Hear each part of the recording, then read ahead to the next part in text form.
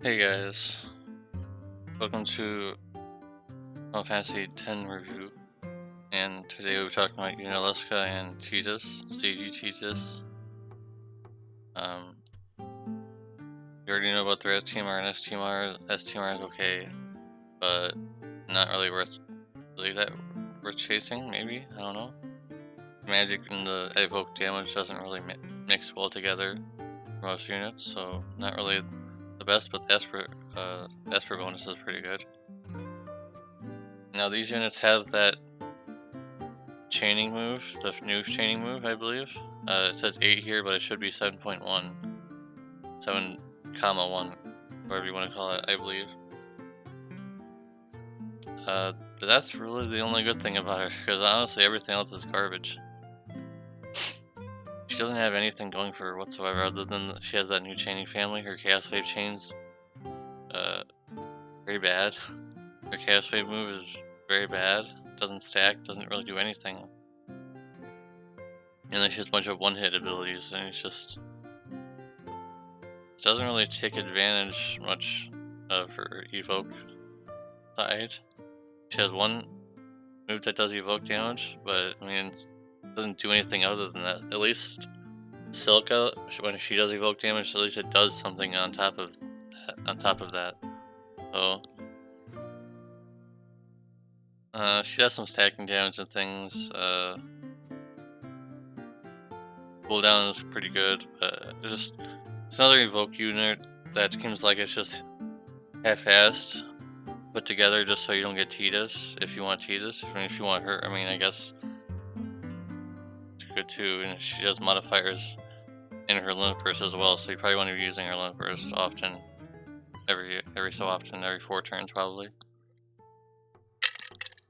Wind resistance is good. The dark resistance is good. She has a lot of stats.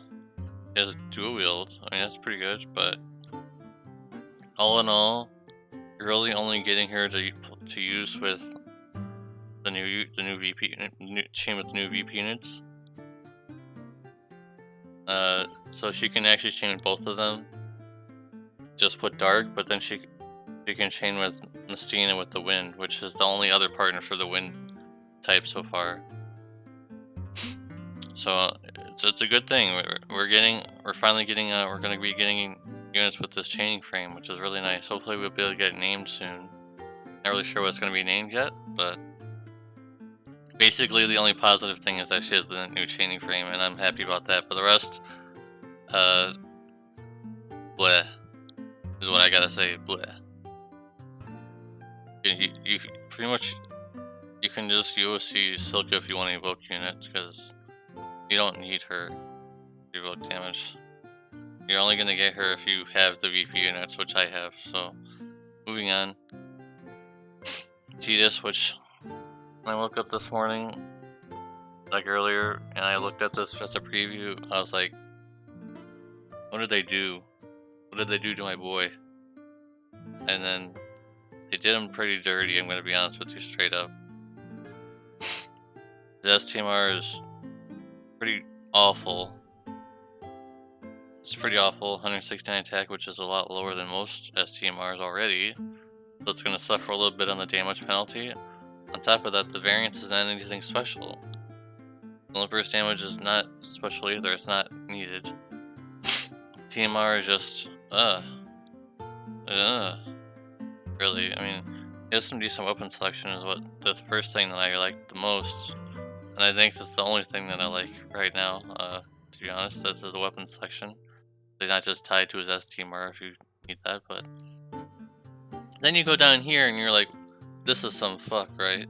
Because why is his STMR water element? Why is it not non-elemental, but he has all these moves that can add elements to his attack? Like, what's the point of that? What is the point of it being, of having an ability where you can imbue yourself, but your STMR is a water weapon? That doesn't make any sense to me, because you're literally punished if you use the STMR because you only can use water. You can literally only use water because you won't be able to just be dual elementing, and it won't matter. So, like, what's that? He's trying to be like Onion Knight, where you can use different elements, but his STMR is it's holding him back.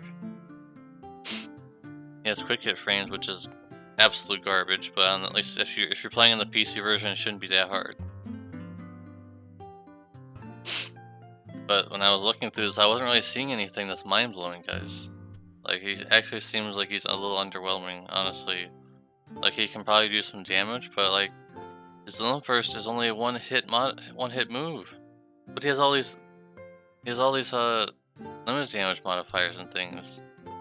Like boost his limit burst up. But you have to use it because then you get triple cast.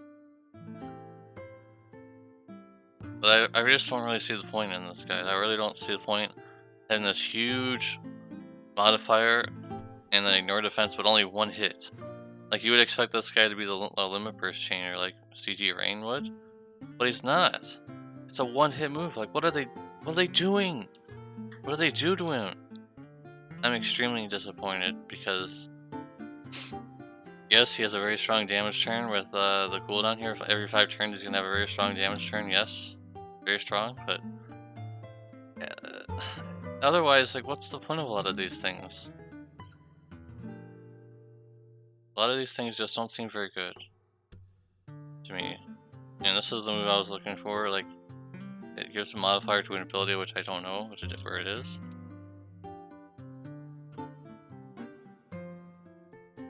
I mean, it gives a modifier to itself. It gives a modifier to itself. I thought it was like a new unlock ability, but I think the wiki was not being updated properly before. So basically, you use that to give a modifier to itself. And this is funny, by the way. 0 hits for the first move. That's pretty funny. I just had to point that out. Now, why is this cooldown ability not a chaining move? It's just a one-hit move. It just hits twice. That's a waste of time. Like, oh god.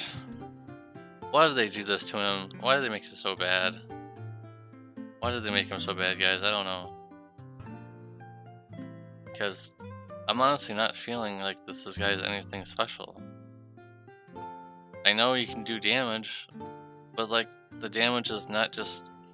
Like, if you have CG Onion Knight, why would you even bother with this guy? Like, if you have Zidane, why would you bother with this guy?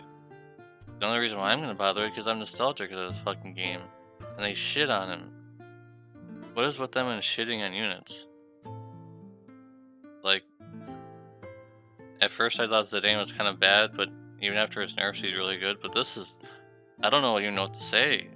I don't even know what to say about this guy, guys. Like, it just doesn't seem very interesting to me. With his, at least, the only really interesting thing is that he has 200% TDH when you do the clear of the series boss. You get on 200% TDH. But like, that doesn't make up for the fact that he's not a true dual wield unit. Why couldn't he have just been a true dual wield unit and his STMR could have been a non-elemental weapon? Or if you wanted to keep him TDH, you could have just give him a non-elemental weapon as his STMR. Then you wouldn't have been able to do all these things. You're literally punished to use his STMR, guys. You're literally punished. You can't use the wind or fire abilities.